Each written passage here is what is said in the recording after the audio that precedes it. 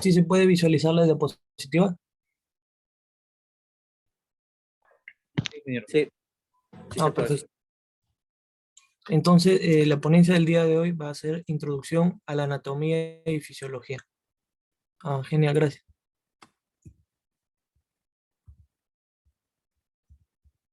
Introducción a la Anatomía y Fisiología. Lo que veremos será una introducción al estudio de la estructura y función del cuerpo humano, conceptos básicos de anatomía y fisiología encontrados en el campo de la salud, comenzando con cómo se organiza el cuerpo desde el nivel químico hasta el nivel orgánico. Descripción de los distintos tipos de células, tejidos y sistemas corporales individuales, de manera básica. Objetivo de la ponencia. La presente temática de historia e introducción de anatomía y fisiología abarca la estructura anatómica básica del cuerpo humano. Se expondrá qué hacen algunos órganos del cuerpo para contribuir a la fisiología general del cuerpo, así como a la interacción entre ellos.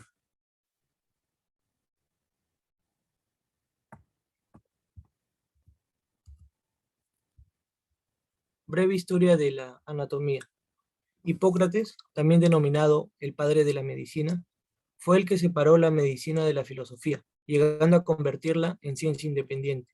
Asimismo, inculcó la creencia de que las enfermedades no eran castigo de los dioses, y estableció el juramento hipocrático antiguo. Seguido tenemos a Filo de Calcedonia, que es denominado el padre de la anatomía. Fue el primero en realizar disecciones en cadáveres humanos. También tenemos a Aristóteles, el cual es conocido como el padre de la anatomía comparada, debido a que comparó órganos de los seres vivos con otros animales.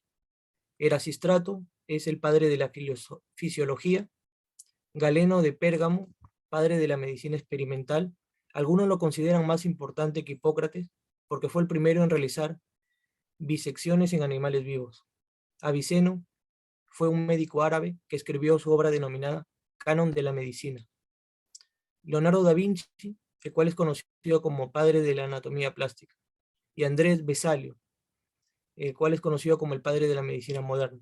Escribió su obra denominada Humani Corporis Fabrica Libri Sectem y corrigió los errores de Galeno de Pérgamo. Los primeros papiros y jeroglíficos con temas médicos datan aproximadamente del 500 a.C. Personajes ilustres importantes en el campo de la anatomía tenemos a Hipócrates, que nació en Grecia en el 460 y 377 a.C. Es conocido como el padre de la medicina y fundador de la anatomía, creador del llamado juramento hipocrático. Galeno, en 130 al 200 después de Cristo, es un médico griego, estudiante de medicina en la ciudad de Alejandría, considerado el principal anatomista influyente del mundo antiguo. Era el cirujano de los gladiadores y soldados, y escribió libros de anatomía, de fisiología, de patología, de terapéutica y de farmacia. Alejandría, 300 a.C. al siglo II después de Cristo, ciudad donde se fundó la primera escuela de anatomía conocida en el mundo antiguo. Acá tenemos el tratado o libro de Galeno, en donde habla de sus avances científicos. En la Edad Media, las primeras autopsias clandestinas datan del siglo III. El primer protocolo de autopsia se redacta en la Universidad de Bolonia, Italia, en el año 1302, para investigar la muerte de un noble de la que se sospechaba que había sido envenenado. En esta época tenemos personajes ilustres como Andrés Vesalio, 1514 hasta su muerte en 1564.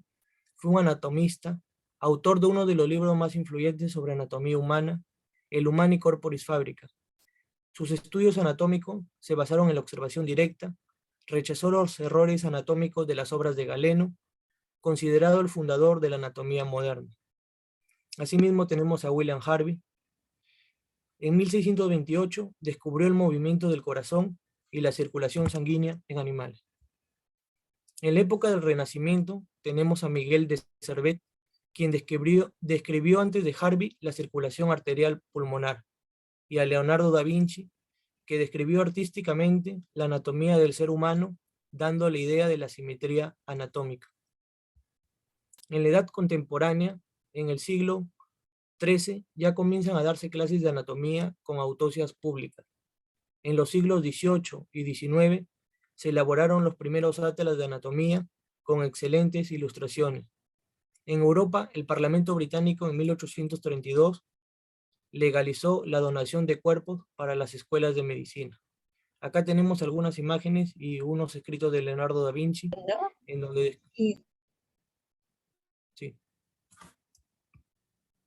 Breve historia de la anatomía. Tenemos una línea de tiempo de todas las personas que aportaron con sus descubrimientos y qué descubrimientos hicieron a través de los siglos. En el 1600 a.C. tenemos los papiros de Erwin Smith y Eber, que describen luxaciones y fracturas, además tumores, infecciones de herida, etc. En el 520 a.C. tenemos a Almeón de Corona, que descubrió la presencia de nervios, estableciendo la relación que tenían estos con el cerebro y con los sentidos. Además fundó la anatomía comparada, es decir, las relaciones biológicas entre los hombres y los animales estudiados desde el interior. En el 400 a.C. tenemos a Hipócrates, que determinó el arreglo y distribución de las partes del cuerpo humano en sistemas, haciendo especial énfasis en el aparato locomotor. Estos abarcan los huesos, las articulaciones, los principales músculos. Se le conoce como el padre de la medicina, fundando la anatomía como tal. En el 384 a.C. tenemos a Aristóteles. Se le consideró el padre de la embriología por diversas observaciones en pollo. Al igual atribuyó a la anatomía comparada, disecando animales para describir y hacer los primeros dibujos que se conocen de autonomía. En el 335 a.C. tenemos a Aerofilo. Es considerado por muchos el padre de la anatomía científica. Es el primero a quien se le atribuye la disección de cadáveres humanos, como lo eran lo de los condenados a muerte. En el 200 después de Cristo tenemos a Galeno de Pérgamo. Galeno realizó una completa y minuciosa descripción de los músculos del mono, detallando su origen e inserción. Reconoció las grandes formaciones del cerebro, identificó 7 pares de nervios craneales, descubrió el sistema nervioso simpático, demostró que es el cerebro el encargado de controlar la voz. Y en el 1500 después de Cristo tenemos a Leonardo da Vinci. Puso las bases de disección de cadáveres, aportó más de 750 dibujos anatómicos, logró determinar la función de las válvulas cardíacas y de los grandes vasos, describió los ventrículos cerebrales, disecó los pulmones y los bronquios, hasta demostrar que no tienen relación directa con la sangre. En 1578 después de Cristo está William Harvey, quien fundó la embriología moderna, descubrió el mecanismo de la circulación sanguínea, además logró explicar la función de las válvulas de las venas. En 1628 después de Cristo está Marcelo Malpighi, quien describió por primera vez la vesícula pulmonar, al igual que los vasos capilares. En 1769 después de Cristo tenemos a Jean-Léopold Nicolas, quien fue el primero en establecer criterios generales de organización de los seres vivos.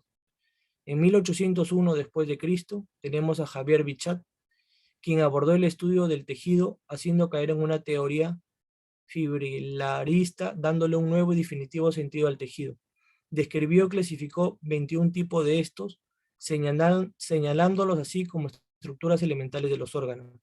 En 1985 después de Cristo tenemos a Wilhelm Röntgen, quien produjo radiación electromagnética en las longitudes de onda, también denominado rayos X. Una breve historia de la fisiología.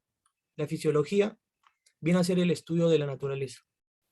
Los filósofos griegos que por primera vez se plantearon el problema de explicar los fenómenos naturales con base a los principios materiales o teóricos expresados en forma racional.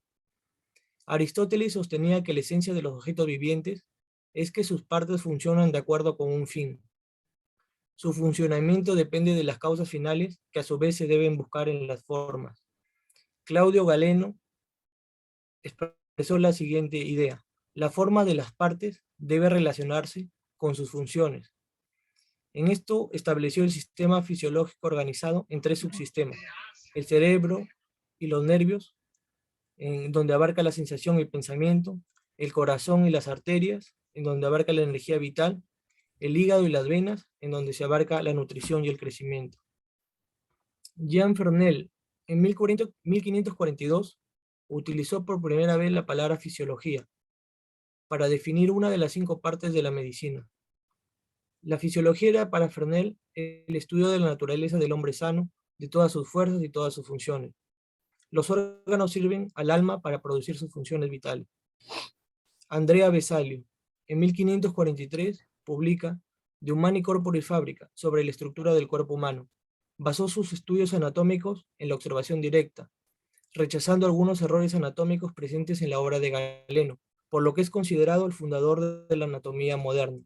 William Harvey, en 1628, describió la circulación de la sangre, desmintió la teoría de Galeno que la sangre se forma en el hígado a partir de los nutrientes, utilizó el método experimental y cuantitativo para demostrar su hipótesis. Asimismo, tenemos a Theodor Schwann, histólogo y fisiólogo, y Jacob Schleiden, botánico, quienes publicaron juntos la obra Investigaciones microscópicas sobre la concordancia de la estructura y el crecimiento de las plantas y los animales. La frase que utilizaron fueron: todo en los seres vivos está formado por células o productos secretados por la célula, y la célula es la unidad básica de organización de la vida. También tenemos a Francois Mangin, introduce el método experimental en la observación de los fenómenos fisiológicos. Es conocido como el padre de la neurofisiología y fue maestro de Claude Bernard. Claude Bernard da a la fisiología el nivel de primera ciencia experimental de la vida, desarrolló el concepto de medio interno, descubrió la función glucogénica del hígado, estudió la diabetes, analizó la composición química de la sangre, fundador de la medicina experimental. Carl Ludwig, se estableció que la pregunta que el fisiólogo debe hacerse no es tanto qué es un fenómeno, sino cómo ocurre, y el objetivo debe ser la determinación de las fuerzas físicas y químicas implicadas en estas funciones. Tenemos a Santiago Ramón y Cajal, que estableció la teoría de la neurona. Igualmente tenemos una línea de tiempo con todos los aportes que se brindaron a través de los años. En el 2600 a.C. aparecen los primeros conceptos fisiológicos racionales debido a los trabajos realizados de momificación antigua egipcia. En el 860 a.C., Homero describió la anatomía de las heridas. En el 545 a.C., Anaximanos de Mileto marcó la relación macrocosmos y microcosmos, relacionándolo con la circulación sanguínea.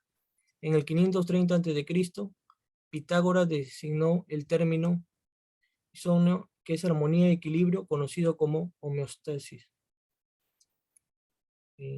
Oxenón de Trotona practicaba las autopsias de cadáveres. Hipócrates comienza con las disecciones y entabla la relación médico-paciente. En el 348 a.C., Aristóteles realiza la anatomía comparada y la distinción entre las venas y las arterias. En el 130 a.C., Galeno de Pérgamo funda la medicina experimental, clasifica los huesos, describe los pares craneales, estudia las bases de la circulación sanguínea.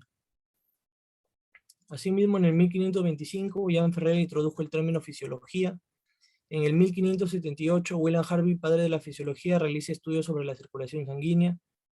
En el 1615, Descartes y Galileo fundan el método científico y comienzan a aplicarse a la fisiología. En el 1628, Marcelo Malpighi descubre la circulación capilar. En el 1637, Young define que la contracción muscular era la acción mecánica sobre el nervio y no la acción del neuma del cerebro. En el 1638, René es un pionero en el estudio del proceso digestivo. En el 1700, la fisiología comienza a explorar la función de los órganos en animales. En el 1733, Joseph es pionero en el estudio de la respiración. En el 1737, Luigi sentó las bases de la electrofisiología al observar los efectos de la electricidad en el sistema nervioso.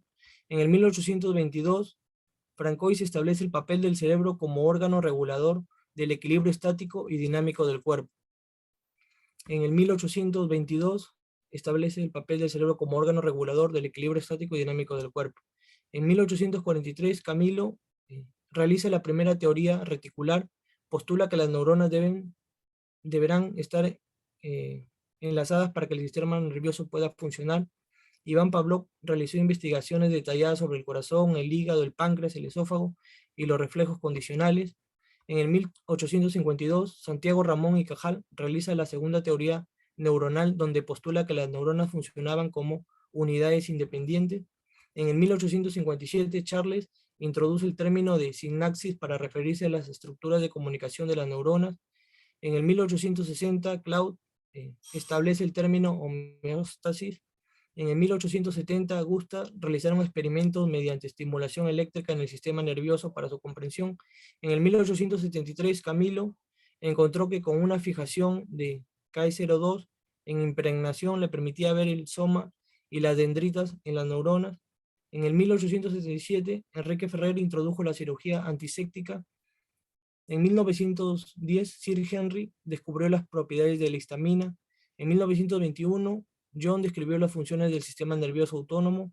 En 1939, Haber explica la función y contribuye al entendimiento de la actina y miosina. En 1953, Sir Hans gana el premio Nobel por el descubrimiento del ciclo del ácido cítrico.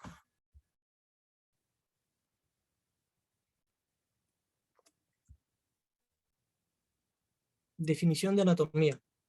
Anatomía es la ciencia o rama de la biología que estudia la organización y estructura de los seres vivos en sus diversos estados evolutivos.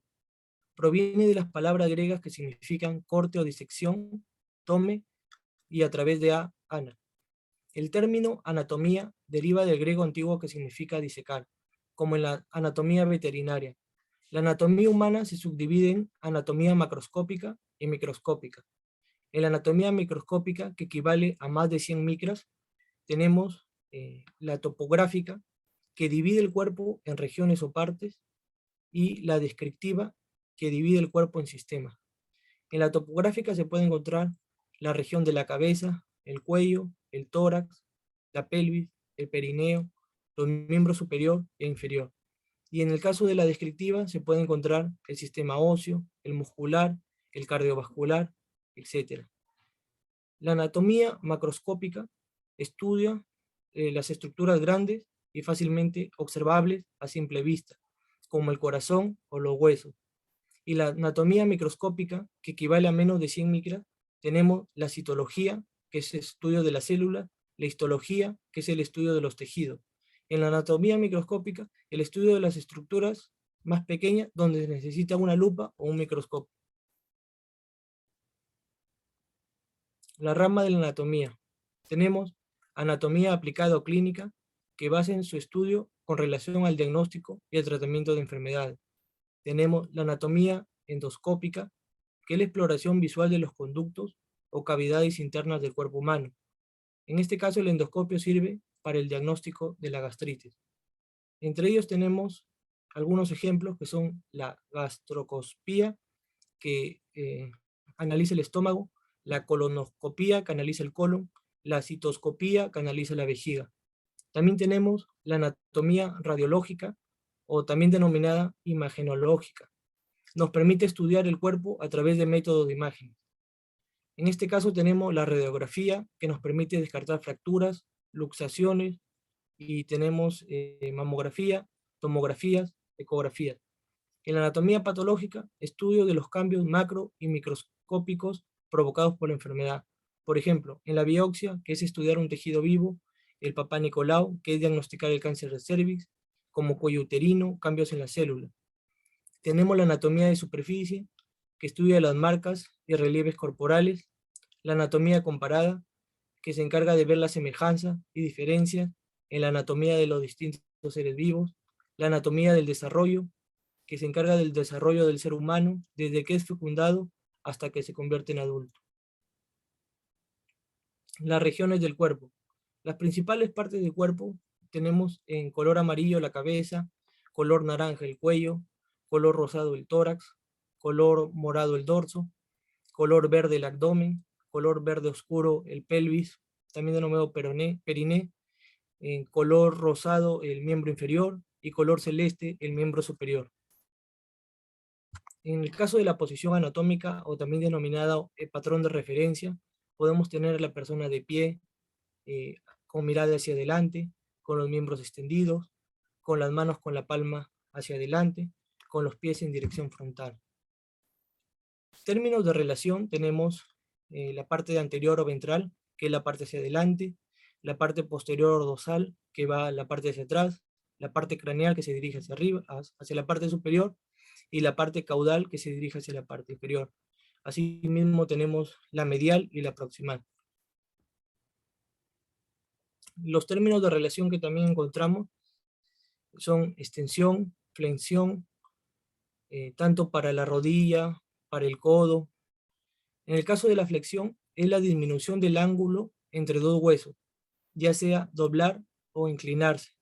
En el caso de la extensión, es el aumento del ángulo entre dos huesos. Es estirar una parte que está doblada o inclinada. Asimismo tenemos la pronación y la supinación. La pronación se dirige a la rotación del antebrazo, que permite situar la mano con el dorso hacia arriba. El movimiento contrario se denomina supinación, así como podemos ver en las imágenes. También tenemos la oposición, que es la unión del dedo pulgar con el dedo meñique, la flexión de los dedos, la reposición de los dedos, la flexión cuando cierras el puño, la reposición cuando lo vuelves a su estado inicial. La extensión del dedo pulgar, la flexión del dedo pulgar, la aducción del dedo pulgar, la aducción del dedo pulgar, aducción medial. Y en las articulaciones, en el caso de la muñeca, la flexión, su rango de flexión va desde los 0 grados hasta los 90. La extensión va desde los 0 grados hasta los 70. Abducción va desde los 0 grados hasta los 25. Y aducción va desde los 0 hasta los 65 grados. La abducción es el movimiento que se aleja de la línea media del cuerpo, y la aducción es el movimiento hacia la línea media del cuerpo. Asimismo tenemos rotación externa, también denominada rotación lateral, rotación interna, rotación medial, tanto para la parte del brazo como para la parte de la pierna. La circundición, la eversión, la flexión dorsal y flexión plantar del pie en la articulación talocrural. La flexión plantar, o también denominada plantarflexión, es el movimiento que incrementa el ángulo aproximado de 90 grados entre la parte frontal del pie y la tibia, como cuando se sube una escalera. El rango de movimiento normal para la flexión plantar se suele establecer entre 30 y 40 grados, pero puede llegar a ser de 50 grados. La dorsiflexión o flexión dorsal es el movimiento que reduce el ángulo entre el pie y la pierna, en el cual los dedos del pie se acercan a la espinilla. El movimiento opuesto se llama flexión plantar, ocurre en el tobillo. Eversión e inversión son dos movimientos en planos anatómicos que suceden en el pie y que describen su desplazamiento medial o lateral respecto al eje del cuerpo. También tenemos la flexión lateral, la rotación de la cabeza y el cuello, la rotación de la porción superior del tronco, el cuello y la cabeza, la elevación de los hombros, el descenso de los hombros, la retrucción, la protrucción, la protracción, la retracción. La retrucción es el desplazamiento hacia atrás de un diente, que viene del latín retrucio. La protrusión es el desplazamiento de un órgano más allá de su ubicación o de sus límites habituales. La protracción es mover un hueso hacia adelante sin cambiar el ángulo, y la retracción es mover un hueso hacia atrás sin cambiar el ángulo. Los planos de sección. Tenemos plano sagital, plano coronal y plano transversal. El plano sagital divide el cuerpo en mitad derecha y mitad izquierda. El plano frontal divide el cuerpo en mitad anterior y mitad posterior. Y el plano transversal divide el cuerpo en parte superior y parte inferior. El epónimo es una palabra que describe el nombre de un inventor. La persona que ha inventado en medicina algo o ha descubierto algo, le pone el nombre a esa invención. En este caso, un ejemplo es la cisura lateral o de Silvio. La piel. La piel es el mayor órgano del cuerpo humano. Se divide en epidermis, dermis e hipodermis. Como función, brindar soporte y sirve de barrera. Es un órgano sensorial. En la parte derecha podemos ver una imagen. En la parte superior está la epidermis, en la parte intermedia está la dermis y en la parte inferior está la hipodermis. La epidermis es la capa exterior que protege las capas internas del mundo exterior. Sus células producen la queratina, una sustancia que impermeabiliza y fortalece la piel. La dermis es la capa de tejido situado debajo de la epidermis y que con esta forma la piel. La hipodermis es la capa más profunda de la piel, contiene las células de grasa o tejido adiposo que aíslan el cuerpo y le ayudan a conservar el calor. Las fascias se constituye de tejido conectivo y graso. Tiene función de separar, dar soporte e interconectar órganos y estructuras. Tenemos fascia superficial, también denominada subcutánea, que abarca el tejido celular subcutáneo, sigue la profundidad de la piel. La fascia profunda, que sigue a la fascia superficial. Fascias intermusculares, que se encarga del comportamiento de los músculos. En la parte derecha podemos ver las ubicaciones de la fascia superficial, de la fascia profunda. La primera capa es la piel, luego sigue la fascia superficial, seguido la fascia profunda, el epimicio y el músculo. ¿Qué es el tejido conectivo? El tejido conectivo desempeña funciones mecánicas, ya sea relleno, armazón, sostén, y sirve para la nutrición e intercambio metabólico. Asimismo, es una defensa. El tejido graso sirve como almacén de energía, permite aislar el cuerpo y proteger los órganos, y produce hormonas importantes en la regulación del apetito. La fascia superficial es una capa fibrosa con una apariencia membranosa, continua y bien organizada macroscópicamente. La fascia profunda separa y conecta los distintos sistemas corporales, ejemplo, el muscular, el visceral, el intracraneal, y también las conexiones dentro de cada músculo, cada nervio o cada víscera. Capa epimicio otorga una unidad estructural y al mismo tiempo da acceso a los nervios y a los vasos sanguíneos que penetran hacia la profundidad del músculo. Sistema esquelético. Tenemos esqueleto axial y periférico, el cual está compuesto por hueso y cartílago. El esqueleto axial es el que figura con amarillo, y el periférico es el que figura de color verde. El esqueleto periférico está formado por las clavículas, que vienen a ser la articulación del hombro. Asimismo, los omóplatos, o también denominados escápulas, que se encargan de aumentar la estabilidad y la fuerza del hombro. Los húmeros, los radios, los cúbitos, también denominados ulnas, que con la ausencia de ellos se haría que la mano y la muñeca se curven hacia afuera. Todos los huesos del carpo, donde se encuentran las manos y las muñecas, los huecos ilíacos, que intervienen en el soporte del peso corporal, el fémur, la tibia, el peroné, también denominado fíbula, y todos los huesos del tobillo y del pie. El esqueleto axial soporta el peso del cuerpo, como la columna vertebral, el tórax, la pelvis, que da soporte mecánico, de manera mecánica, y protección a los órganos pélvicos, cuello y cabeza, los cuales protegen los órganos internos. El hueso, sus funciones en el cuerpo es de soporte, en los órganos de protección, y en el caso de los minerales, calcio, fósforo, reserva. Los tipos, tenemos cortical, medular, también denominado compacto, esponjoso. La hematopoiesis es la producción de células sanguíneas. Hema significa sangre y poiesis, formación. En el ser humano adulto se lleva a cabo en la médula ósea durante toda su vida. El hueso cortical, su función es proporcionar soporte mecánico y protección. A menor escala y a más largo plazo participa en funciones metabólicas. El hueso esponjoso o trabecular constituye la parte interna de los huesos, especialmente la epífisis de huesos largos, vértebras, el ilíaco. Cartílago. Las funciones, en el caso de los ligamentos y tendones, es dar soporte. En las articulaciones es la amortiguación. Los tipos, tenemos hialino, elástico y fibroelástico. El cartílago hialino brinda soporte elástico a diferentes estructuras, incluyendo los bronquios. La membrana nictitante, los puntos de inserción de los extremos ventrales de las costillas en el esternón y la superficie de las articulaciones.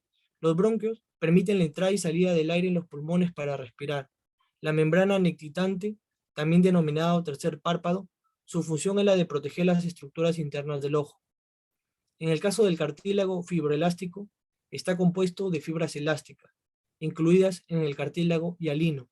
Se encuentra en la oreja, en la trompa auditiva, en el epiglotis, en los cartílagos aritenoides, cuneiformes y corniculados. No tiene vasos sanguíneos, linfáticos o nervios, es nutrido por difusión de los tejidos circundantes. Las articulaciones. Definición. Sitio de unión entre dos elementos. En la imagen derecha, en el centro se encuentra la cavidad articular y en ambos lados se encuentran los huesos. Y en la imagen B se encuentra el tejido conectivo y en ambos lados los huesos. Tenemos tipos sinoviales o sólidas, en este caso las fibrosas o las cartilaginosas, asimismo la sinartrosis, anfiartrosis y diartrosis.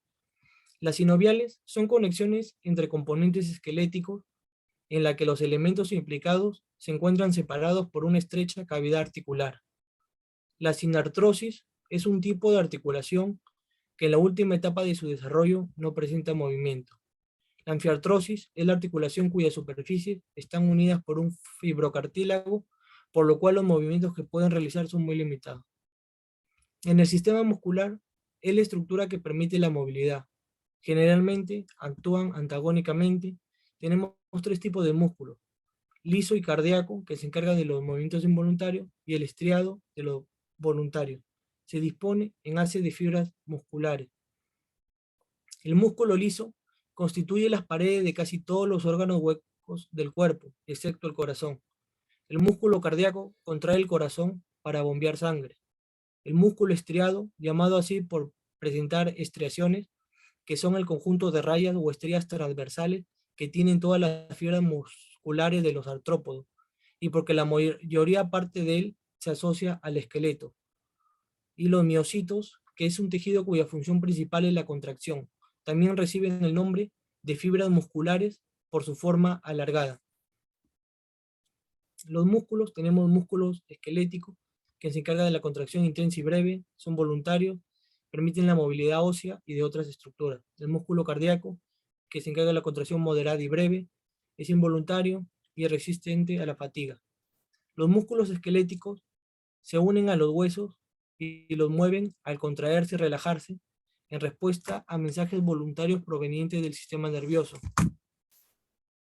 Músculo cardíaco, contrae el corazón para bombear sangre. Músculo liso, tenemos las fibras musculares elongadas, su contracción es lenta y mantenida, y tenemos las vísceras, bronquios y en los vasos. Los vasos sanguíneos son los tubos que transportan la sangre. Tenemos tres tipos: las arterias, las venas, los capilares, y las tres capas: externa, también denominada adventicia, media, interna, también denominada íntima. La adventicia es la capa más extensa de los vasos, conformada por tejido conectivo laso, que contiene fibras colágenas, elásticas y musculatura lisa en disposición longitudinal. La íntima es la capa más interna, la que se encuentra en contacto con la sangre. Vasos linfáticos. Vasos que transportan la linfa, también denominado líquido linfático. Entre ellos tenemos células inmunológicas, líquidos residuales, capilares, intersticio, lípidos, kilomicrones, compuestos por vasos linfáticos, nódulos linfáticos, ductos linfáticos. La linfa es un líquido transparente y acuoso que contiene proteínas, sales, glucosa y otras sustancias. También es un medio de transporte para la eliminación de diversos elementos, tales como toxinas, residuos, células sanguíneas muertas, organismos patógenos. El intersticio es una red de cavidades rellenas de líquido que yace bajo la piel y recubre muchos otros órganos. Y los kilomicrones transportan los triglicéridos a tejidos vitales como el corazón, el músculo esquelético y el tejido adiposo. Sistema nervioso. Sistema nervioso tenemos dos: el estructural y el funcional, que se dividen. En el estructural tenemos el sistema nervioso central y el sistema nervioso periférico. En el caso del funcional tenemos el somático y el visceral. Sistema nervioso somático. Se encarga es conectar el sistema nervioso central a los músculos del cuerpo para controlar los movimientos de tipo voluntarios y también los actos reflejos. Sistema periférico. Permite que el cerebro y la médula espinal reciban y envíen información a otras áreas del cuerpo, lo que a su vez hace que podamos reaccionar a los estímulos de nuestro entorno, ya que el daño de los nervios periféricos puede causar debilidad, entumecimiento y dolor. El sistema nervioso central está conformado por el cerebro y la médula espinal. El sistema nervioso visceral es el encargado de realizar el control del equilibrio interno o homeostasis. La homeostasis, en ese proceso, las contracciones de ácido, la presión arterial, el azúcar en la sangre, los electrolitos, la energía, las hormonas, el oxígeno, las proteínas y la temperatura se ajustan constantemente para responder a los cambios en el interior y en el exterior del cuerpo. Sistema nervioso central con las siglas SNC. En el cerebro tenemos los hemisferios cerebrales, el tallo cerebral y el cerebelo. Los meninges, entre ellos tenemos el pia madre, el aracnoides y el dura madre, y la médula espinal. Las meninges son las membranas que recubren el cerebro y la médula espinal. En la parte derecha podemos ver al cerebro, la capa que le sigue la pia madre, la siguiente la aracnoides y por último la dura madre. Los meninges es la membrana de las que envuelven el encéfalo y la médula espinal. La pia madre es la meninge interna que protege al sistema nervioso central, en este caso el encéfalo y la médula espinal. Aracnoides es la capa de menor grosor de las meninges que se encuentra compuesta de tejido conectivo y que a diferencia de las otras dos, esta se localiza entre el espacio subdural y el espacio subaracnoideo. Dura madre, la capa exterior de tejido fuerte que cubre y protege el cerebro y la médula espinal que se encuentra más cerca del cráneo. Sistema nervioso periférico, compuesto por 12 pares craneales y 31 pares espinales. La conexión de la periferia con el sistema nervioso central, ejerce recibir respuestas del sistema nervioso central, enviar respuestas del sistema nervioso central. Se puede dividir de acuerdo a su función. En los pares espinales existen 8 pares de nervios cervicales que se identifican desde el C1 al C8. 12 pares de nervios torácicos que van desde el T1 hasta el T12, 5 pares de nervios lumbares que van desde el L1 a L5, 5 pares de nervios sacros y un par de nervios cocigios. En el caso de los 12 pares craneales tenemos nervio olfatorio, nervio oculomotor, nervio troclear, nervio abducens, nervio trigémino, nervio vestibulococlear, nervio glosofaringeo, nervio accesorio, nervio hipogloso, nervio vago, nervio facial, nervio intermedio, nervio óptico. El nervio óptico, el sensitivo, viene a ser el ojo. En el caso del olfatorio, la nariz. En el oculomotor, todos los músculos del ojo excepto a los inervados por el adduceo. En el caso del trigémino, la cara, los senos, los dientes. Activa los músculos masticadores. En el caso del vestibulococlear, recepciona señales mediante el oído interno. El número accesorio, ahí abarcamos el esternocleidomastoideo, el trapecio. En el hipogloso, los músculos de la lengua. En el facial, los músculos de la cara y así sucesivamente. División funcionaria del sistema nervioso periférico, con las siglas SNP. Tenemos el somático, en donde se abarca la piel y los músculos voluntarios, el visceral, también denominado autónomo, las vísceras, los músculos involuntarios y las glándulas. El sistema nervioso somático enlaza el sistema nervioso central a los músculos del cuerpo para controlar los movimientos de tipo voluntarios y también los actos reflejos.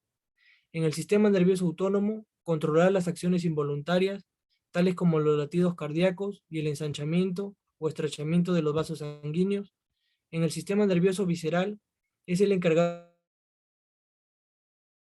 de realizar el control del equilibrio interno, homeostasis, que se encarga el homeostasis se encarga de las contracciones de ácido, la presión arterial, el azúcar en la sangre, los electrolitos, la energía, las hormonas, el oxígeno, las proteínas y la temperatura, que se ajusten constantemente para responder a los cambios en el interior y en el exterior del cuerpo. Sistema nervioso autónomo con las siglas SNA. Se divide en sistema nervioso simpático, sistema nervioso parasimpático. Está relacionado al control involuntario de las vísceras. Abarcan el intestino, el corazón, los bronquios, las glándulas. El sistema nervioso simpático está encargado de regular las respuestas corporales de activación. El sistema nervioso parasimpático, responsable de volver al estado de equilibrio y conservación después de la activación del sistema simpático. El sistema parasimpático se encarga de contraer las pupilas, estimular la salivación, contraer las vías aéreas, ralentizar las pulsaciones, estimular la actividad del estómago, inhibir la liberación de glucosa, estimular la vesícula biliar, estimular la actividad intestinal, contraer la vejiga, promueve la erección genital. En el sistema simpático, dilatar las pupilas, inhibir la salivación, relajar las vías aéreas, incrementar las pulsaciones, inhibir la actividad del estómago, estimular la liberación de glucosa, inhibir la vesícula biliar, inhibir la actividad intestinal, segregar la epinefrina, norepinefrina, relajar la vejiga, promover la eyaculación y las contracciones vaginales. Las divisiones y subdivisiones del sistema nervioso. En el periférico, con las siglas SNP, tenemos el somático, visceral autónomo, y del visceral autónomo se desprende el simpático y el parasimpático. Asimismo, del sistema nervioso sale el sistema nervioso central. Superficie y regiones del miembro superior.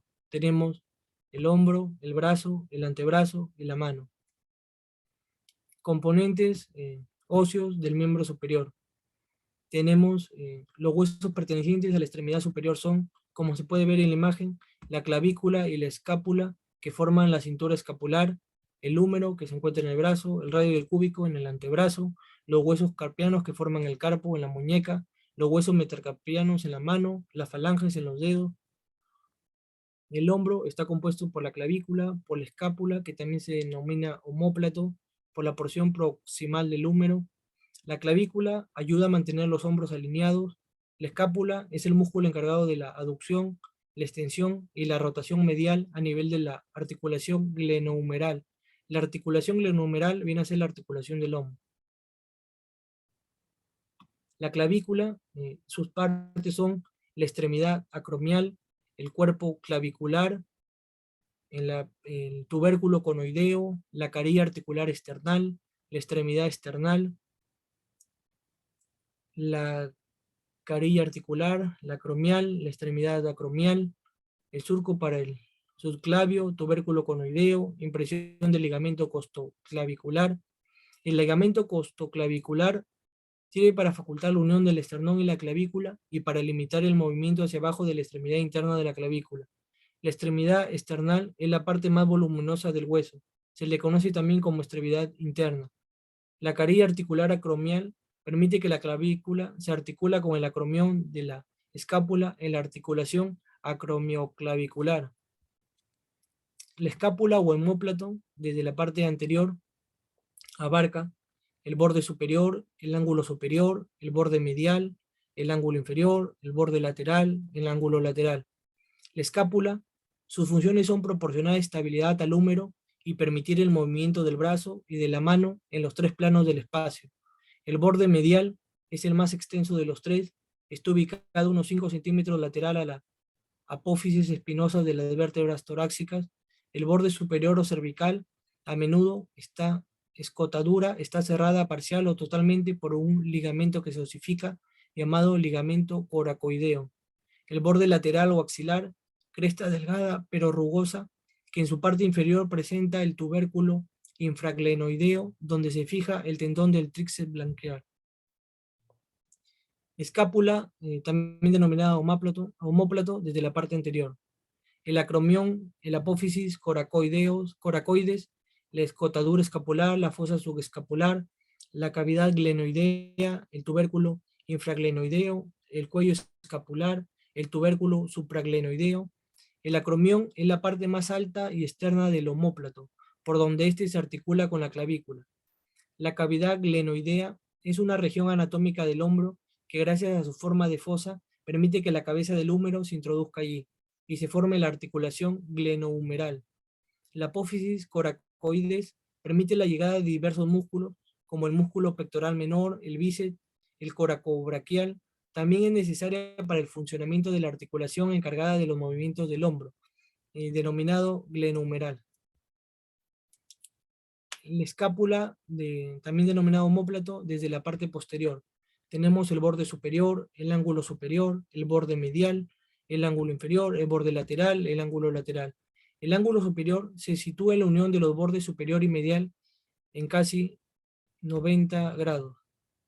El ángulo medial o interno se sitúa en la parte más medial o interna de la escápula a unos 45 grados. El ángulo inferior resulta de la unión de los bordes medial y lateral.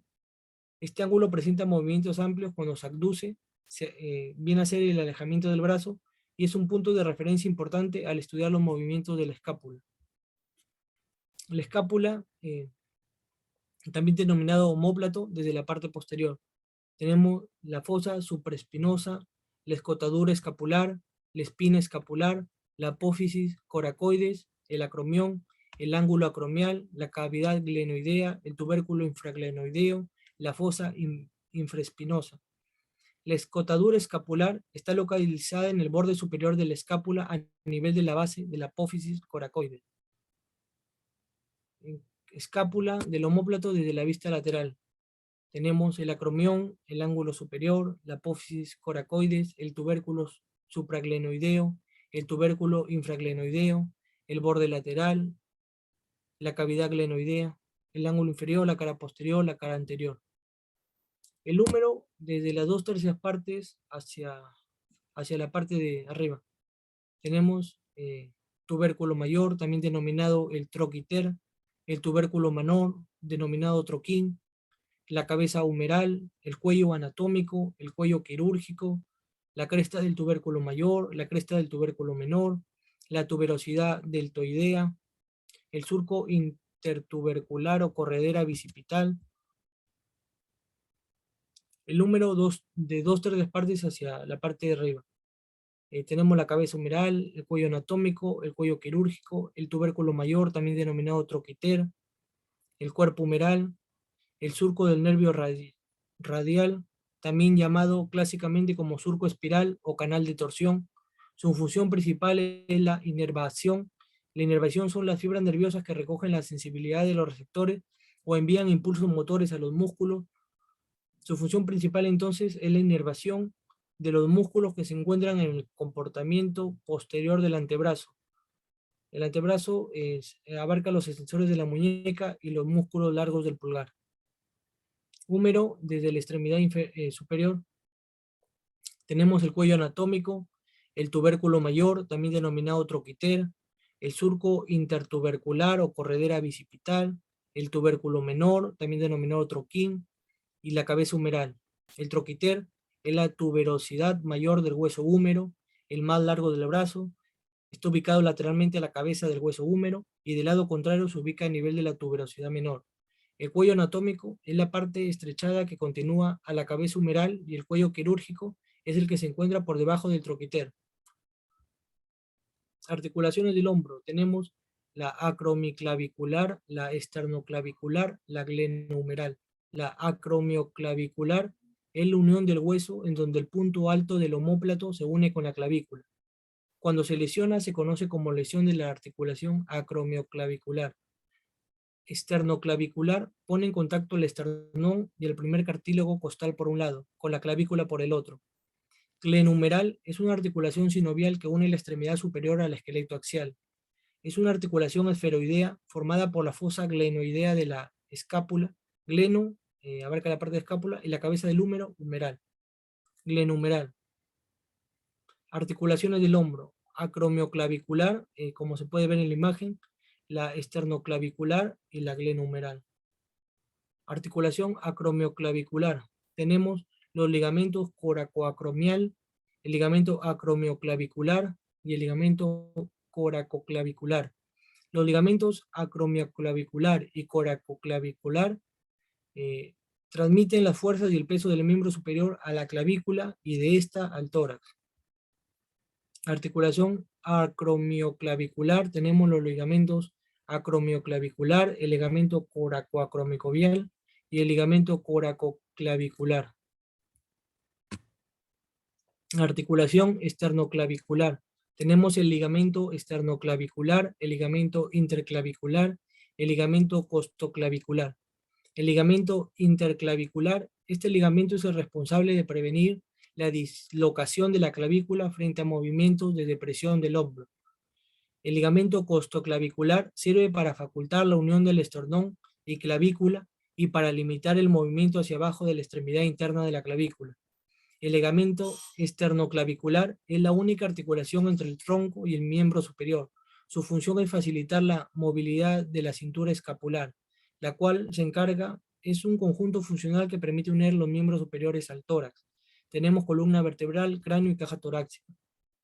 La articulación glenohumeral, tenemos la vaina sinovial, la articulación glenohumeral, el receso axilar, la vaina sinovial intertubercular, donde se ve el tendón más largo del bíceps.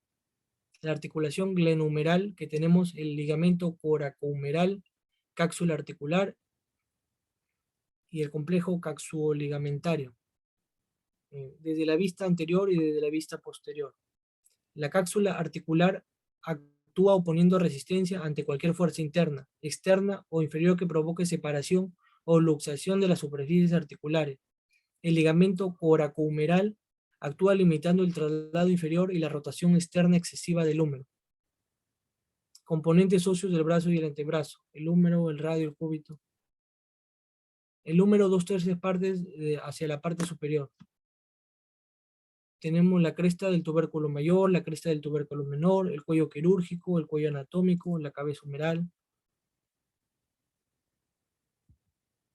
El húmero 1/3 hacia la parte inferior. Tenemos la cresta supracondilea lateral, la fosa radial, el epicondilio lateral, el condilio humeral, la epicondilia medial, la fosa coronoidea, la cresta supracondilia medial, la cara anterolateral, la cara anteromedial.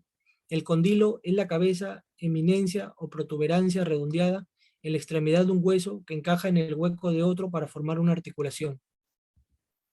Húmero 1/3 en la parte inferior, mirándolo desde la vista posterior. Se encuentra el borde medial, el borde lateral, la cresta supracondilea medial, la cresta supracondilea lateral, el epicondilio medial, el epicondilio lateral, la tróquea, la fosa holocraneana. El húmero desde la extremidad superior. Tenemos el cuello anatómico, el tubérculo mayor, el surco intertubercular, la cabeza humeral, el tubérculo menor. El surco intertubercular, también denominado corredera bicipital, es el espacio que se encuentra entre ambos tubérculos, que hace la corredera para el paso del tendón de la cabeza larga del músculo bíceps branquial. El húmero desde la extremidad inferior. Tenemos el capítulo, el epicondilio lateral, la fosa holocraneana, el epicondilio medial, la tróclea. La tróclea humeral y femoral radica en su intervención en los movimientos del codo y de la rodilla, como lo es la extensión y la flexión.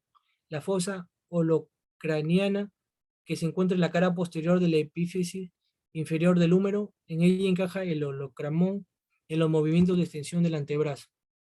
El radio, tenemos con la vista anterior, la cabeza del radio, el cuello del radio, la tuberosidad del radio, el borde anterior, el borde interioso, la cara anterior, la carilla articular del carpo, la apófisis estiloides del radio, y desde la vista posterior tenemos la cabeza del radio, el cuello del radio, la tuberosidad del radio, el borde interóseo, la cara posterior, el borde posterior, la cara lateral, el tubérculo dorsal, el apófisis estiloides del radio,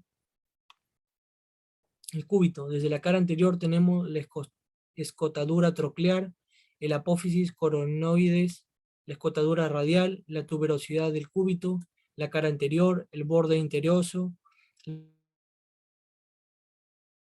la circunferencia articular, la cabeza del cúbito, la apófisis estiloides del cúbito. En la vista posterior tenemos el olecranón, la escotadura radial, el apófisis coronoides, la cara medial, el borde interioso, la cara posterior, la cabeza del cúbito. Definiciones importantes: la inserción proximal, que es la unión del músculo con el punto de menor movilidad, también denominado punto de apoyo móvil. Ejemplo, la amistad distal de la cara anterior del húmero. La inserción distal, también denominada terminal, es la unión del músculo con el otro punto de fijación de mayor movilidad, o también denominado punto de movilidad. Tenemos la apófisis coronoides y la tuberosidad del cúbito. Los músculos del brazo, los grupos musculares, tenemos los ventrales, que se dividen en bíceps braquial y la braquial, y los dorsales, el tríceps braquial y el anconio. El bíceps braquial desde la vista anterior empieza de la cabeza larga, el tubérculo supraglenoideo de la escápula, la cabeza corta, apófisis coracoides de la escápula, la inserción, la tuberosidad del radio, la fascia del antebrazo a través de la aponeurosis bicipital. El bíceps braquial en la articulación del codo es el músculo que dobla el antebrazo, haciendo la operación de flexión, y la rota hacia afuera haciendo supinación. La supinación es más potente con el codo flexionado. Además de sus funciones de movimiento, el bíceps tiene la importante tarea de dar soporte a la cabeza del húmero en la articulación glenohumeral. El tríceps braquial, el anconio, que ejerce de la cara posterior del epicóndilo lateral del húmero. Su inserción se da en la cara lateral del olecranón, en la porción posterior próxima del cúbito. Los músculos anteriores del hombro y brazo: el trapecio, deltoides, pectoral mayor, dorsal ancho, bíceps braquial. El trapecio estabiliza los omóplatos y también facilita el movimiento de hombros y cuello. El deltoides, desde la porción anterior, es responsable de la elevación del hombro y es el principal músculo en la flexión horizontal y en la rotación interna. La porción media tiene como función motora primaria la abducción y la extensión vertical. El pectoral mayor, este músculo torácico, como un todo, es la aducción y rotación interna del brazo en la articulación del hombro. Y el dorsal ancho pertenece a los músculos responsables del movimiento de la escápula. Músculos anteriores del hombro y del brazo. Tenemos el pectoral menor, que permite que se desplace la escápula hacia adelante, abajo y hacia adentro. El caracocravial, que es la flexión y aducción del brazo, facilitando el movimiento de la articulación del hombro. De la vista anterior, el subescapular, que participa como rol fundamental en la estabilización del hombro. Su disfunción siempre se asocia a la inestabilidad anterior y los primeros reportes de ruptura fueron en luxación anterior del hombro. El bíceps braquial, que es la articulación del codo, el músculo dobla el antebrazo cuando se ejerce la flexión y lo rota hacia afuera en supinación. Músculos posteriores del hombro y del brazo. Tenemos el elevador de la escápula, supraespinoso, el deltoides, el infraespinoso, el redondo mayor, el serrato anterior, el tríceps braquial, el romboides menor, el romboides mayor. El romboides menor eleva y rota descendiendo la cavidad glenoidea, también fija la escápula, también denominado omóplato, a la pared torácica. El romboidal mayor ayuda a mantener el escápula y por tanto el brazo rígido. Músculos posteriores del hombro y del brazo: supraespinoso, deltoides, infraespinoso, redondo mayor, tríceps braquial. El supraespinoso estabiliza la articulación glenohumeral, también denominada la articulación del hombro, durante los movimientos de las extremidades superiores. El músculo deltoides, también denominado porción acromial, es el principal abductor del brazo a nivel de la articulación glenohumeral. Dicha función la realiza cuando el brazo ya se encuentra en abducción de 15 grados. Infraespinoso, su función es de rotador externo, coaptador y tiene poca capacidad de aducción. Redondo mayor, participa en la rotación interna, en la aducción y en la retroversión, que viene a ser la desviación anterior de algún órgano del cuerpo. Tríceps braquial, ejecuta la extensión del antebrazo a nivel de la articulación del codo. El plexo braquial, primeramente salen 5 raíces, luego se llega a 3 troncos, de los cuales van a salir 3 divisiones, seguido 3 fascículos y por último las ramas terminales.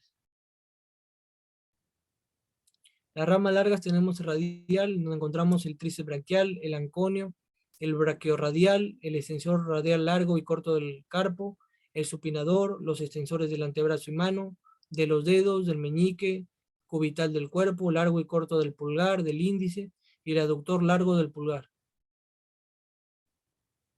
En los músculos tenemos el tibial anterior, el peroneo largo, el extensor largo del dedo gordo, el extensor largo de los dedos, el gastrocnemio de la cavidad lateral y de la cavidad media. En las venas tenemos la ilíaca externa, el femoral, la safena magna, el poplitea, la safena magna, los tibiales anteriores y posteriores, la safena menor, la red venosa dorsal y plantar del pie. La ilíaca externa proporciona el principal suministro de sangre a las piernas, la vena safena mayor también denominada vena safena magna o vena safena superficial. Es una de las dos venas superficiales de las piernas, siendo la otra la vena safena menor. Ambos vasos sanguíneos, tanto la vena safena magna como la vena safena menor, conducen la sangre desoxigenada de las extremidades inferiores hacia el corazón. En los nervios tenemos ilio hipogástrico, ilioinguinal, cutáneo femoral, genitofemoral, femoral y el ciático. Del T12 al L5 tenemos el plexo lumbar y del L4 hacia el CO1 el plexo sacro. Grupos óseos del pie: el antetarso está constituido de 14 falanges, el metatarso de 5 metatarsianos y el tarso de 7 huesos tarsianos. También tenemos la vista plantar del pie, la falange distal, la falange proximal, los huesos sexamoideos, el metatarsiano 1, el cuneiforme meidal, el cuneiforme intermedio, el cuneiforme lateral, el astrágalo, el calcáneo, el cuboides, la falange media, la falange proximal, la falange distal. La articulación del tobillo vista desde la parte anterior, posterior y superior. Ligamentos del pie y tobillo. Tenemos los ligamentos tibio-peroneo posterior, ligamento tibio-peroneo anterior, ligamento talonavicular, ligamentos dorsales del tarso, cápsulas articulares de las articulaciones metatarsofalángicas, ligamento talocalcáneo, ligamento calcáneo-peroneo, ligamento talioperoneo anterior, ligamento talioperoneo posterior. Compartimentos y grupos musculares. Tenemos el lateral, también denominados peroneos, el anterior, extensores, el posterior, flexores. En el caso del peroneo tenemos peroneo largo, peroneo corto, tercer peroneo. En el caso de los extensores tenemos tibial anterior, extensor largo de los dedos, extensor largo del dedo gordo. En los posteriores tenemos flexores superficiales y flexores profundos. En los flexores superficiales tenemos el tríceps sural, en donde se abarca el sóleo y el gastrocnemio y el plantar. En los flexores profundos tenemos el tibial posterior, flexor largo de los dedos, flexor largo del dedo gordo. Flexores superficiales: sóleo más gastronemio, cara posterior de la cabeza del peroné y línea del sóleo de la tibia. El gastronemio en la cabeza lateral se encuentra en la cara lateral del condilio lateral del fémur. La cabeza medial en la cara proclitea por encima del condilio medial del fémur. La inserción del sóleo va en la cara posterior del calcáneo, también denominado tendón calcáneo o de Aquiles. Y el gastronemio en la cara posterior del calcáneo, también denominado tendón de calcáneo o el Aquiles. Superficie, hueso y cartílagos. Desde la vista posterior tenemos el plantar, el sóleo, el gastronemio que va en la cavidad lateral, el gastronemio en la cavidad medial. Vista posterior y plantar tenemos el flexor largo de los dedos, flexor largo del dedo gordo, el tibial posterior. Grupos musculares de pie. Tenemos los dorsales, también denominados tensores, los plantares, que se subdividen en comportamiento medial, comportamiento medio y comportamiento lateral. En el caso de los extensores tenemos extensor corto de los dedos, extensor corto del dedo gordo. En los plantares, compartimiento medial, aductor del dedo gordo, flexor corto del dedo gordo. En el compartimiento medio, flexor corto de los dedos, aductor del dedo gordo. Cuadro plantar, lumbricales 1 hasta el 4, interóseos plantales del 1 hasta el 3, interóseos dorsales del 1 hasta el 4. Compartimiento lateral, aductor del quinto dedo, flexor corto del quinto dedo, oponente del quinto dedo. En los músculos del cuello, desde la vista lateral, tenemos el esplinio de la cabeza, el esternocleidomastoideo, el elevador de la escápula, el escaleno medio, el escaleno posterior, el escaleno anterior, el homoioideo, el trapecio. En la vista lateral, la cavidad esternal, está la cara anterior del manubrio esternal. En la cavidad clavicular, la cara superior de un tercio de medial de la clavícula. Su inserción va en la cara lateral de la apófisis mastoides, en la mitad lateral de la línea nucal superior del occipital.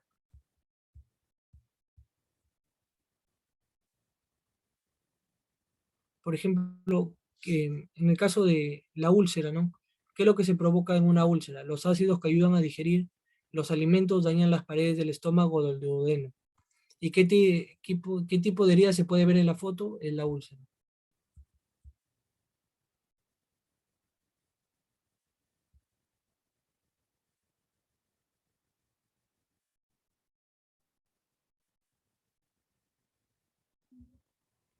Relación entre anatomía y fisiología.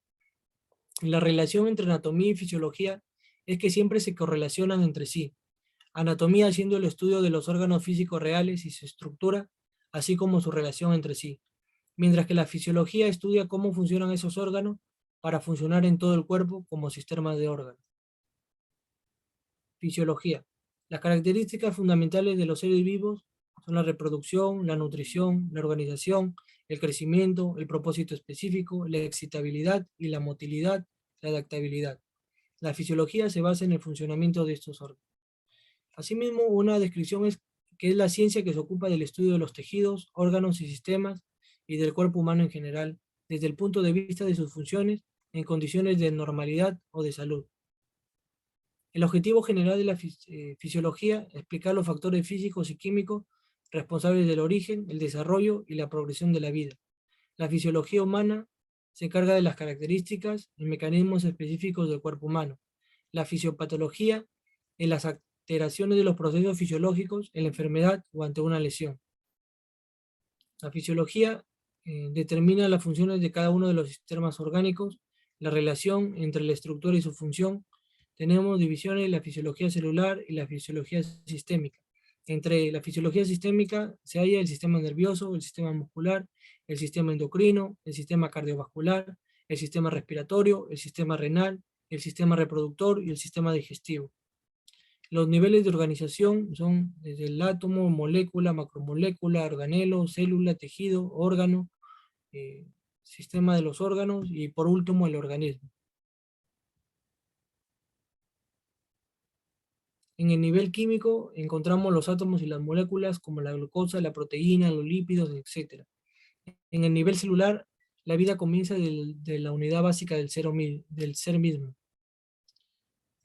Por ejemplo, ¿qué se forma al juntar los diversos tipos de células? Eso abarcaría el nivel tisular, se formarían los tejidos. ¿Qué se forma al juntar los diversos tipos de tejidos? Eso abarcaría el nivel orgánico, se forma un órgano. ¿Qué se forma al juntar varios órganos? El nivel sistémico, se forma un sistema. ¿Qué se forma al juntar todos los sistemas del cuerpo? El nivel del individuo, se forma el individuo. ¿A qué nivel pertenecería un hueso? El nivel orgánico.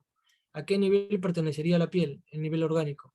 ¿A qué nivel pertenecería la sangre? El nivel tisular. Según el doctor Paracelso, existen 3 libros importantes relacionados a la anatomía y la fisiología.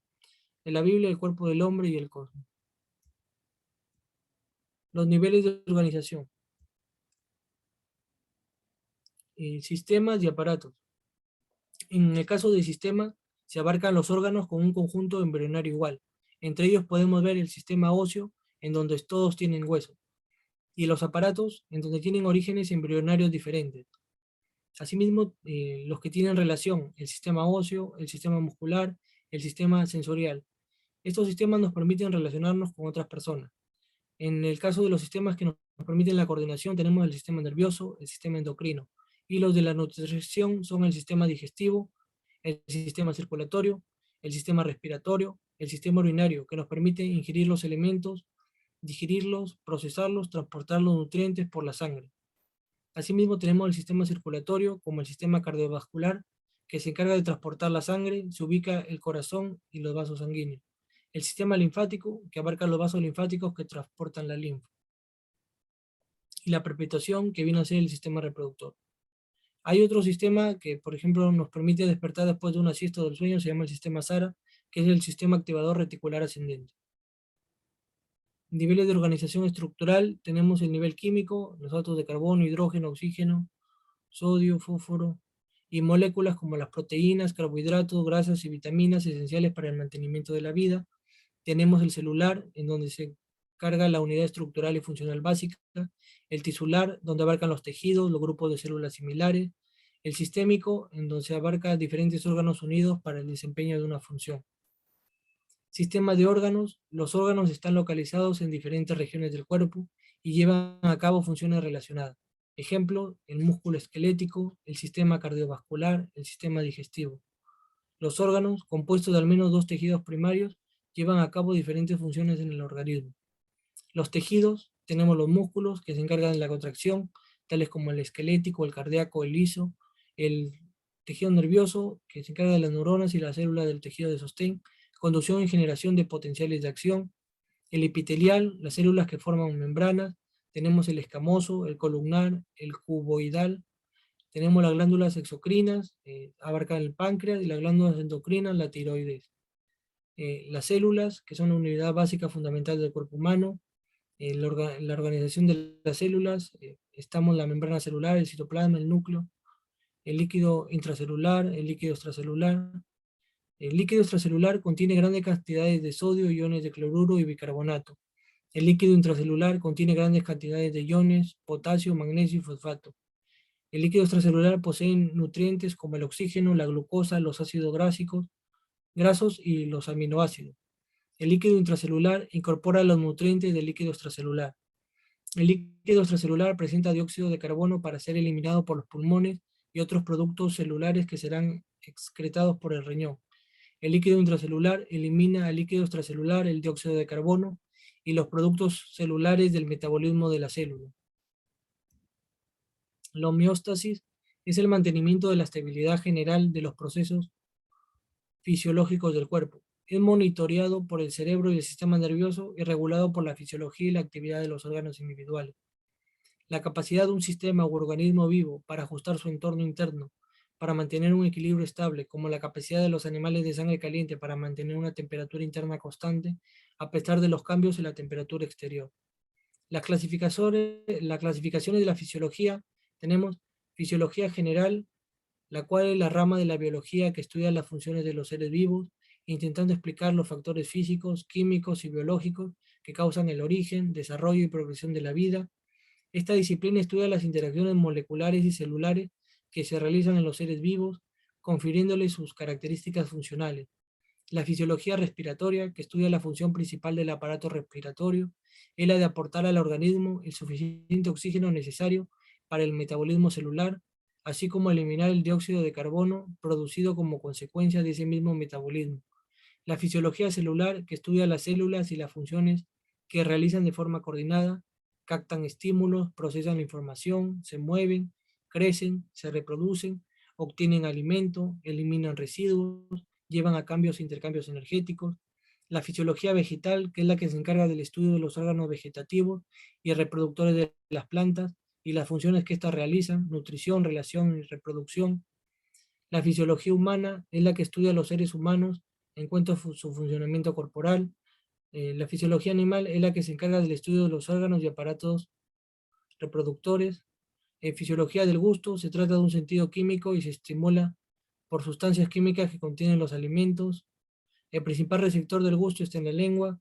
Fisiología del olfato, se trata también de un sentido químico que se estimula por estímulos químicos. El principal receptor del olfato es la nariz.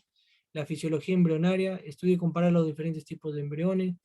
La fisiología renal, la función principal de los riñones, que es la de filtrar los productos metabólicos de desecho y el exceso de sodio y de agua de la sangre, así como facilitar su eliminación del organismo. La neurofisiología, que es la parte de la fisiología que estudia el sistema nervioso. La fisiología comparada es la que se dedica a la comparación de todos los animales y el hombre en cuanto a su funcionamiento y estructura. La fisiología cardíaca es la que estudia la anatomía y funcionamiento del corazón. La fisiología de la audición, se estudia la anatomía y la fisiología del aparato auditivo, haciendo énfasis en aquellas partes y estructuras del mismo más importantes para el desarrollo de modelos perceptuales. La fisiología del sistema endocrinológico. El sistema endocrino se encarga de las secreciones internas del cuerpo, las cuales son unas sustancias químicas denominadas hormonas. Para que sean hormonas tienen que cumplir la función de circular por el organismo, tienen acción en células diana o células blanco, porque poseen receptores específicos para esas hormonas. La fisiología de los tejidos. Un tejido está constituido por un grupo de células que funcionan conjuntamente para realizar una función específica, por lo tanto, los tipos de células que lo componen y su funcionamiento. La posición anatómica, tenemos posición de cúbito o inglesa, postura corporal que implica estar tumbado, acostado o yacente, deriva de la palabra latina decumbere, que significa tumbarse, acostarse. Posición de cúbito dorsal o supino, esta que te apoya sobre tu dorso, que viene a significar tu espalda, echado boca arriba. La posición ventral o prono es la posición tendido boca abajo. Por ejemplo, si queremos revisar el abdomen de un paciente, ¿en qué posición deberá colocarse? En la posición de cúbito dorsal. ¿Qué ruidos se producen dentro del abdomen? Ruidos hidroaéreos. Si queremos colocar una inyección intramuscular, ¿en qué posición el paciente deberá colocarse? En la posición de cúbito ventral. ¿En qué posición se debe colocar por una endoscopía?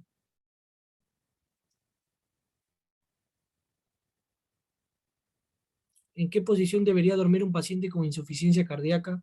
En la posición de Fowler. ¿Cuál es el nombre del especialista y la posición que utiliza para revisar el tacto rectal del urólogo? Y la posición es genupectoral. ¿En qué otra posición se realiza el proceso del tacto rectal? En la posición de Sind.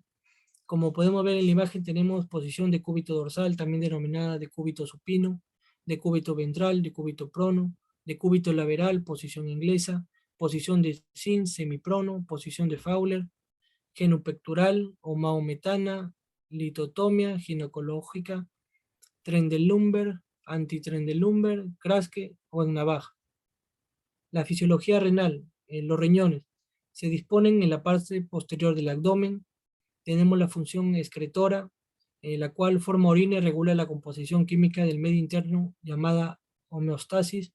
La función endógena, que sintetiza y excreta eritropoyetina, que estimula la producción de eritrocitos, y renina, que es secretada en casos de hipotensión e hipovolemia. La nefrona, que es la unidad anatómica y funcional de los riñones, en la que se da la formación de orina. La formación de orina es llevada a cabo por tres etapas principales: la filtración glomerular, la reabsorción tubular y la secreción tubular. Las funciones principales: regula la composición iónica de la sangre, regula el pH sanguíneo, regula los niveles de electrolitos, la gluconeogenia, regula la toma de calcio, regula volemia, regula la tensión arterial. Se filtran 180 de litros, un volumen de orina equivale a 1.5 litros por día. La reabsorción tubular: solo se reabsorben en cantidades específicas ciertas sustancias, dependiendo de las necesidades corporales. 99% reabsorción de agua y solutos. Secreción tubular: pasan sustancias desde la sangre de los capilares peritubular hacia el tubo renal. Secretan iones de hidrógeno, potasio, amoníaco, creatinina, ácido úrico y algunos fármacos. Se eliminan ciertas sustancias de desecho. Su función es la de mantener el control del pH. La fisiología del sistema respiratorio: la inhalación y la exhalación son la ventilación pulmonar. En la ventilación pulmonar, el aire es inhalado a través de las cavidades nasal y bucal, la nariz y la boca, se desplaza a través de la faringe, la laringe y la tráquea para llegar a los pulmones, y cuando el aire es exhalado, fluye en forma inversa por la misma. La respiración interna intercambia gases entre el torrente sanguíneo y los tejidos del cuerpo. Los glóbulos rojos transportan el oxígeno inhalado a los tejidos del cuerpo y traen el dióxido de carbono de regreso a los pulmones para ser exhalado. La fonación. La fonación es la creación de sonido mediante estructuras que se encuentran en las vías respiratorias superiores. El cuerpo humano tiene 11 sistemas. El primer sistema, el instrumentario, en los órganos mayores son la piel, el cabello, las narices, y sus funciones es impermeabilizar, amortiguar, proteger los tejidos más profundos, excreta sales y urea, el dolor, presión, regula la temperatura corporal, sintetizar la vitamina D. El sistema nervioso, los órganos mayores son el cerebro, la espina medular, los órganos sensoriales, la médula espinal, los nervios. Sus funciones son un sistema de control central de acción rápida, responde a los estímulos externos e internos a través de impulsos nerviosos que vienen a ser los mensajes eléctricos. El sistema nervioso tenemos en los órganos mayores el cerebro, la médula espinal, los nervios, receptores sensoriales.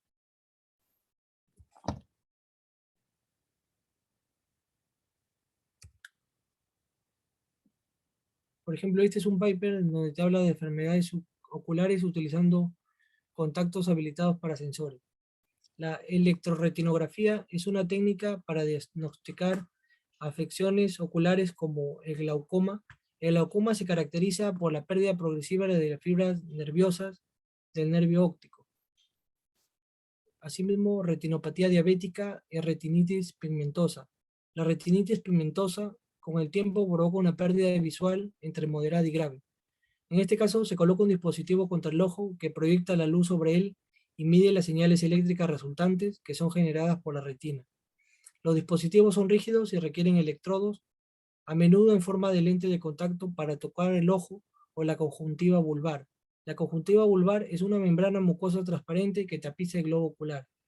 Las desventajas son que es un proceso irritante, desagradable, requiere anestesia general o sedación para ser administrado, además de anestesia tópica, que es un anestésico local que se utiliza para adormecer la superficie de una parte del cuerpo.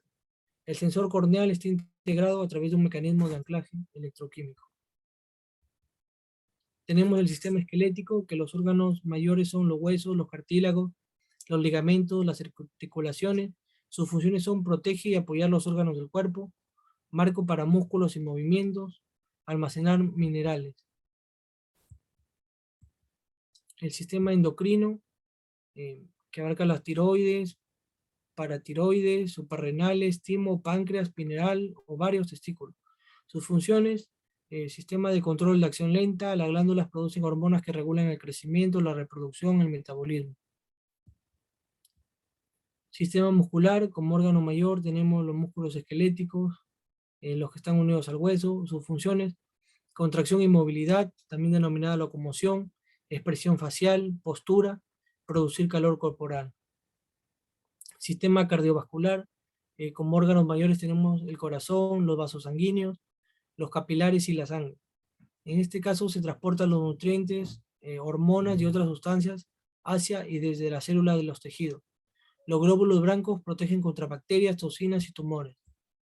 Sistema linfático, tenemos los vasos linfáticos, los ganglios linfáticos, los brazos, amígdalas. Su función es complementar el sistema circulatorio, devolviendo el líquido filtrado a los vasos sanguíneos. Limpia la sangre, involucrado en la inmunidad.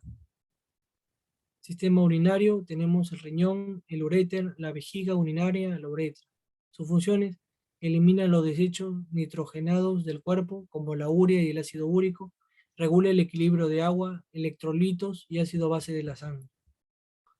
El sistema respiratorio, los órganos mayores de la cavidad nasal, la faringe, la laringe, la tráquea, los bronquios y los pulmones. Su función: mantener la sangre suministrada con O2 y elimina el CO2. Realiza intercambio de gases a través de sacos de aire en los pulmones. Otro equipo que se ha realizado para combatir la enfermedad de COVID. La ventilación mecánica prolongada puede generar atrofia y disfunción diafragmática inducida por el ventilador. La ventilación mecánica puede generar problemas en la respiración y no permitir la respiración por cuenta propia de los pacientes. El sistema utiliza un catéter multielectrodo temporal para estimular eléctricamente los nervios frénicos. Los nervios frénicos consisten en fibras nerviosas motoras, sensoriales y simpáticas que controlan el diafragma. El catéter se asemeja a un catéter venoso central tradicional. El catéter se inserta en la vena subclave izquierda, donde su proximidad a los nervios frénicos permite que las señales eléctricas estimulen los nervios y fortalezcan el diafragma. Sistema digestivo, como órganos mayores tenemos la cavidad oral, el esófago, el estómago, el intestino delgado, el intestino grueso, el recto, el ano, el hígado y el páncreas.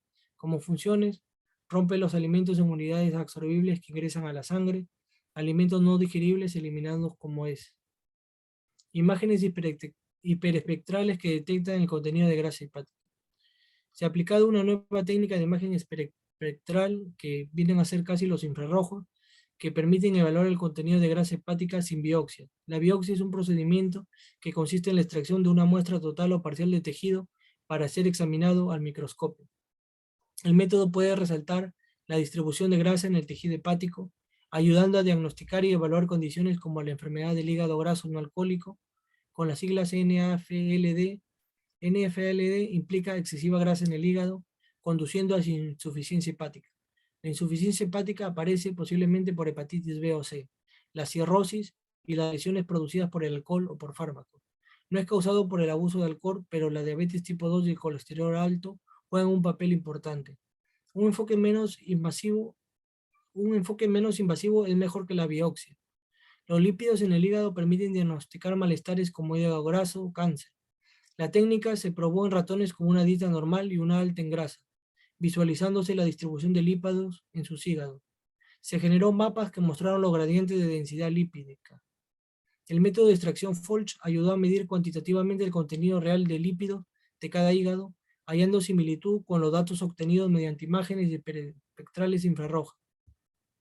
Tenemos el sistema reproductor, el epidídimo, las vesículas seminales, la glándula prostática, el pene, el escroto, para el caso del varón. Sus funciones son reproducir las células masculinas, para el caso de la dama, los ovarios, los tubos uterinos, la vagina, el clítoris, la glándula mamaria, y su función también es producir las células femeninas y las hormonas. Las funciones del sistema esquelético. Tenemos 5, que son movimiento, soporte, protección, producen sangre y almacenamiento. El movimiento. El sistema esquelético proporciona puntos de unión para los músculos. Sus piernas y brazos se mueven cuando los músculos tiran de los huesos. El soporte. La columna vertebral es el principal centro de soporte para la parte superior del cuerpo, mantiene la cabeza erguida y protege la médula espinal. La protección. Los huesos de su cráneo protegen su cerebro, sus costillas, protegen sus pulmones y corazón de lesiones. Produce sangre. Los glóbulos rojos y blancos están formados por un tejido llamado médula que se encuentra en el centro del hueso.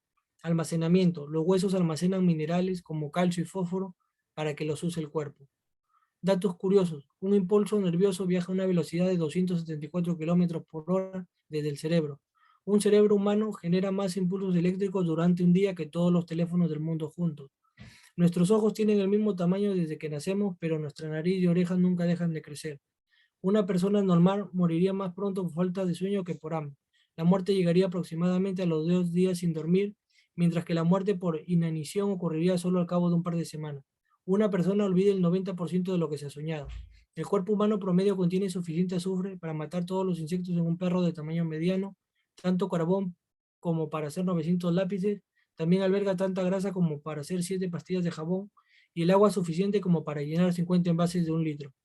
En tan solo 30 minutos, el cuerpo humano produce la cantidad de calor suficiente como para hervir 4 litros de agua.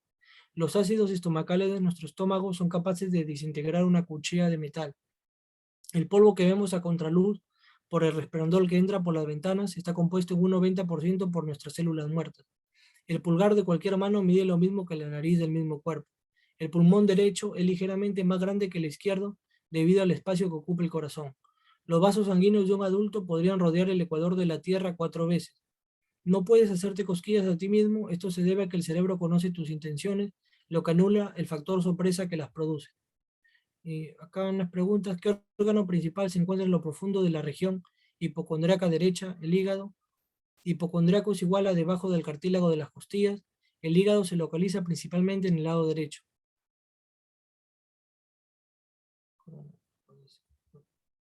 ¿Cuál de los siguientes se refiere al nivel tisular de la organización estructural? El músculo, nervio, conectivo y epitelial. La respuesta es D. Las estructuras enumeradas son los 4 tipos principales de tejido. ¿Cuál de las siguientes es la mejor definición de fisiología? El estudio de cómo funciona el cuerpo. La respuesta es B. La fisiología es de hecho el estudio de cómo el cuerpo funciona.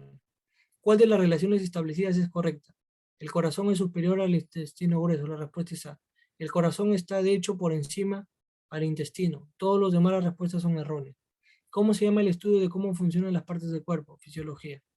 ¿Cuál de las siguientes afirmaciones es correcta? La cavidad ventral contiene el sistema reproductor masculino y femenino. Es incorrecto, ya que los genitales están fuera de la cavidad ventral. ¿Cuál de las afirmaciones no es correcta? Sería esa. Complete la oración correctamente. Las vértebras cervicales son superior a la caja torácica. La respuesta es A. El cuello uterino se refiere al cuello. Las vértebras cervicales están en el cuello, por lo tanto están por encima de la caja torácica. Y eso sería todo lo relacionado a lo de anatomía y fisiología. Espero que les haya gustado la exposición.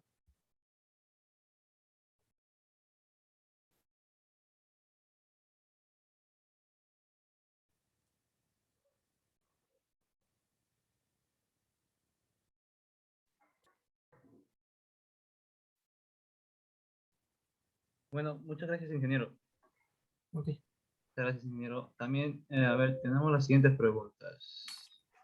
De Joana Alexandra. Dice, ¿qué libros de anatomía y fisiología recomienda? Ok. busca el link.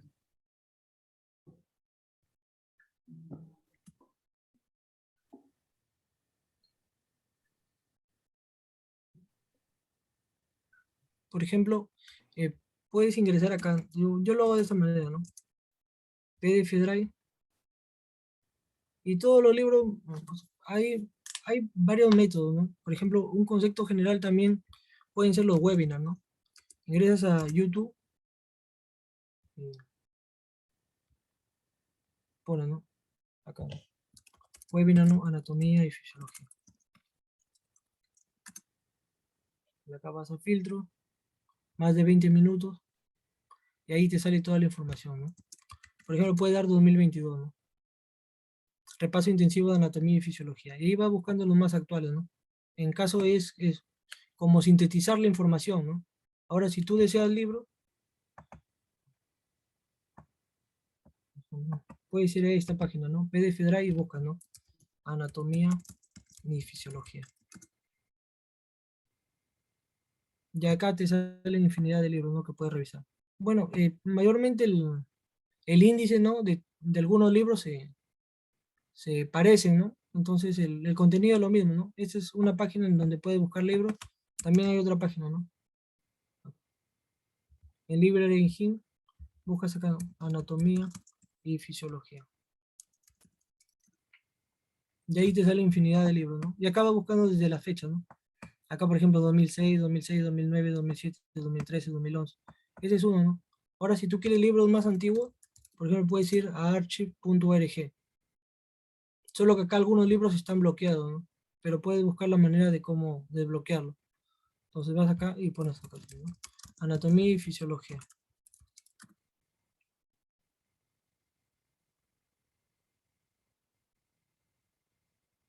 De ahí te sale infinidad de... No, tratados antiguos, ¿no? Desde 1818, desde 1700, 1774. Y algunos libros están libres, ¿no? Puedes leerlos, puedes, si gustas, ¿no?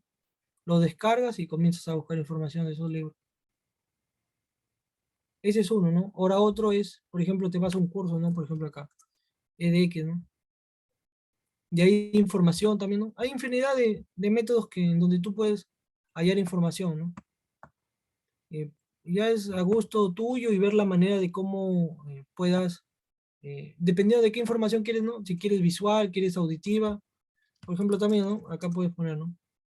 No sé si se podrá en ese caso, pero audiolibro, ¿no? Audiolibro, anatomía.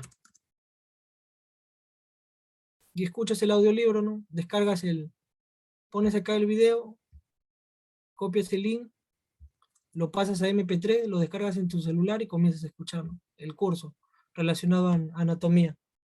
Y ya hay distintas maneras en las que tú te puedes utilizar, ¿no? Dependiendo de cómo tú aprendas más, ¿no? Si eres auditiva, visual, o si aprendes haciendo apuntes, ¿no?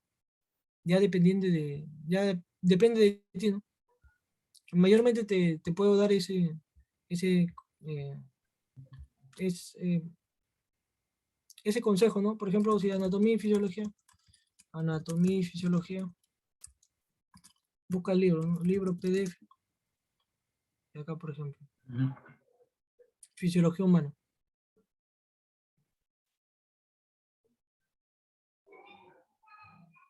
De ahí te sale el libro, ¿no? Sí, profe. Y mayormente el, el índice o el contenido, mayormente son los mismos en cada libro, ¿no? Puedes hacer eso, o también te puedes decir tema específico, ¿no? Si te gusta, por ejemplo, algo de específico, pones anatomía, tesis, ¿no? Tesis, PDF, por ejemplo, 2022 PDF. Y a veces hay información, ¿no? En donde, por ejemplo, ven las últimas patologías o cosas relacionadas a algo más específico, ¿no? Ya depende de ti, de lo que quieras revisar, ¿no? Por ejemplo, anatomía, ¿no? O anatomía computacional, ¿no? A veces hacen sistemas en las computadoras, en modelamiento 3D, en donde abarcan los músculos, todo eso, ¿no? Aplicativo. Entonces ya depende de ti, ¿no? De tus gustos, cómo quieres entrar a buscar información y hay infinidad de páginas, ¿no? solamente colocando acá, ¿no? La manera de cómo buscar información, ya tú puedes entrar a ver lo que tú desees, ¿no? Esa es una, de manera general, ¿no? Aparte de que ya te puedo recomendar un libro quizás por ahí, pero adicional a ello hay más páginas, ¿no? Donde tú puedes revisar, puedes escuchar, descargar un audiolibro, puedes revisar no libros tan actuales, sino tratados antiguos, ¿no? En donde los autores actuales han extraído de esos tratados parte de sus hojas, ¿no? O de sus compendios, en donde hay cositas más explicaditas quizás, ¿no? Pero de manera general los webinars y conferencias también, conferencias actuales que se dan en el 2020 o 2021, ahí donde puedes ver diversos temas relacionados a anatomía y fisiología, ¿no? Cualquier tema en sí, cualquier tema que te interese, puedes buscarlo. Yo te sugiero eso, ¿no? Que lo busques de esa manera, ya dependiendo de tus gustos, ¿no? Ok, profesor. Gracias.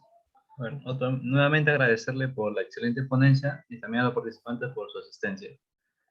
Si no hay otra pregunta al ponente, entonces esto sería todo hasta la siguiente semana. Muchas gracias. Ok, muchas gracias, Héctor. Gracias por la oportunidad. Y gracias a todos por escucharme. Hasta luego, que tengan un bonito fin de semana y un excelente inicio de semana. Cuídense y bendiciones.